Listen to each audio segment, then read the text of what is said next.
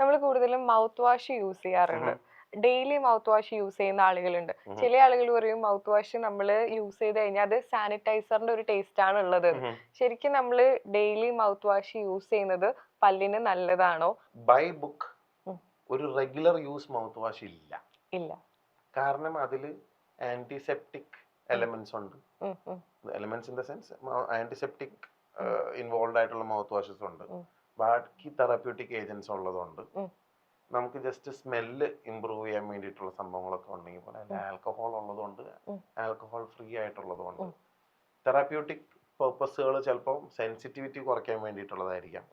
പക്ഷെ കമ്പനിക്കാരിത് മാർക്കറ്റ് ചെയ്യുമ്പം നമുക്കൊരു നല്ല ബ്രത്ത് കിട്ടുന്നു എന്നുള്ള രീതി വരുമ്പം പല്ല് തേക്കുന്ന ഒഴിവാക്കിയിട്ട് ഈ സാധനം ഉപയോഗിച്ചിട്ട് ആൾക്കാർ കിടക്കും. അങ്ങനെ ഉപയോഗിക്കുന്ന ആളുകളുണ്ട്. അപ്പൊ അത് റെഗുലർലി യൂസ് ചെയ്യുമ്പോൾ എന്താ പറ്റുന്നത്, you can have taste alterations. അതാണ് മെയിൻ ആയിട്ടുള്ള പ്രശ്നം. ഓക്കെ, ടേസ്റ്റ് ഓൾട്ടറേഷൻസ് ഉണ്ടാവാം.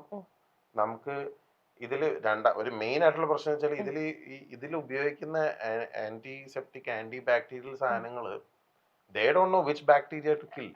നമ്മുടെ ബോഡിയിൽ തന്നെ ഒരുപാട് ലക്ഷക്കണക്കിന് കോടിക്കണക്കിന് ബാക്ടീരിയാസ് ഉണ്ട്.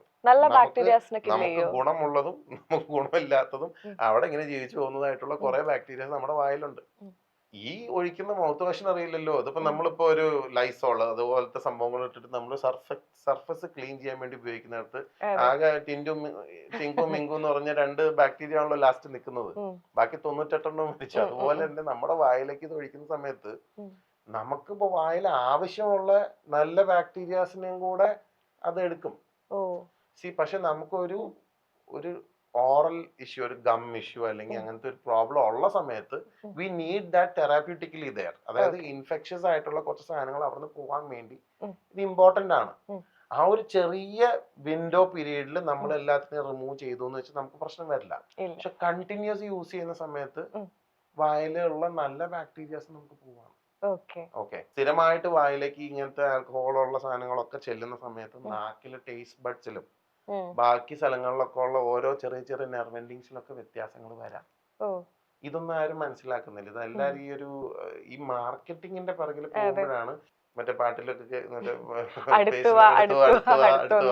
അപ്പൊ ഇതൊക്കെ ഇതുകൊണ്ടാണ് ആൾക്കാര് അത് കൂടുതൽ യൂസ് ചെയ്യുന്നത്. അതിന്റെ പേർപ്പസ് മനസ്സിലാക്കുന്നില്ല എന്നുള്ളതാണ് അതിന്റെ കാര്യം.